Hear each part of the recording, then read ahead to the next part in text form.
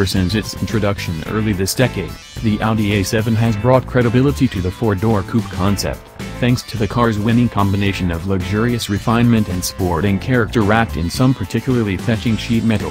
For its follow-up effort, the A7 grows, arguably, even more handsome, but there are greater changes underneath its freshly pressed skin.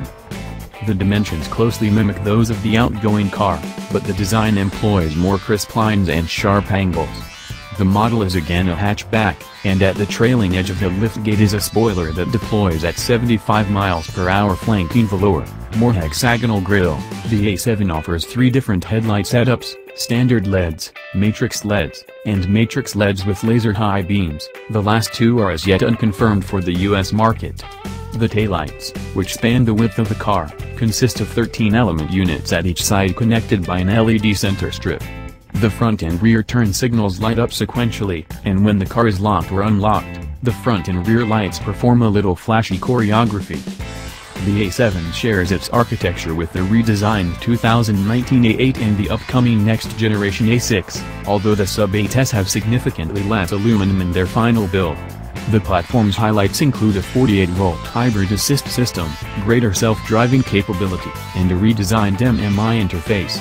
For our market, the A7 comes in a single mechanical configuration with a 340 horsepower turbocharged 3.0-liter V6, which supplants the 2018 model's supercharged 6 of the same displacement and output.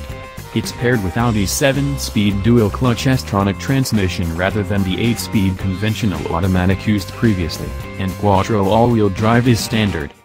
On the road, the A7 deftly blends polish and performance. The transmission's light-throttle upshifts are all but imperceptible, in part because the engine is so quiet, and its slow-speed behavior is smooth enough to pass for a torque converter automatic. Yet it's also quick to snap off downshifts when requested.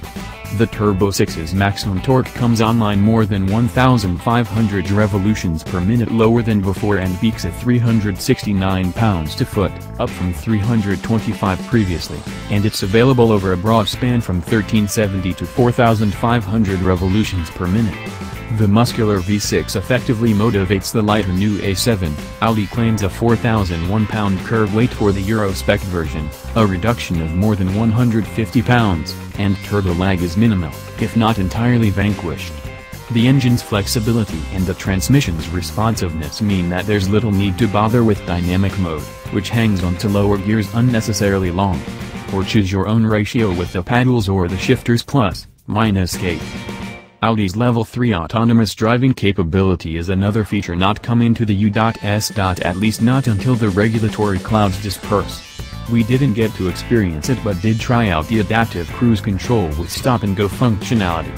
It allows for use in city traffic, although if the car is stopped for more than a few seconds the driver needs to prod the accelerator or flick the cruise control stalk to get going again. We found that cruise-controlled stopping introduced a vibration that wasn't present otherwise, and the driver still has to be alert, because the adaptive cruise can be caught napping when the car it's following pulls off the road, revealing stopped traffic ahead. The lane-keeping assist, which works independently of the cruise control, can self-steer for a few moments at a time, but it doesn't do a great job centering the car in the lane. The A7 also will offer self-parking capability, including from outside the car via a smartphone app. This redesign maintains the A7's fashionable good looks while bolstering its tech quotient and burnishing its drivability. Even with some of its new elements off-limits to Americans, the A7 again presents the best argument for the German confection that is the four-door coupe.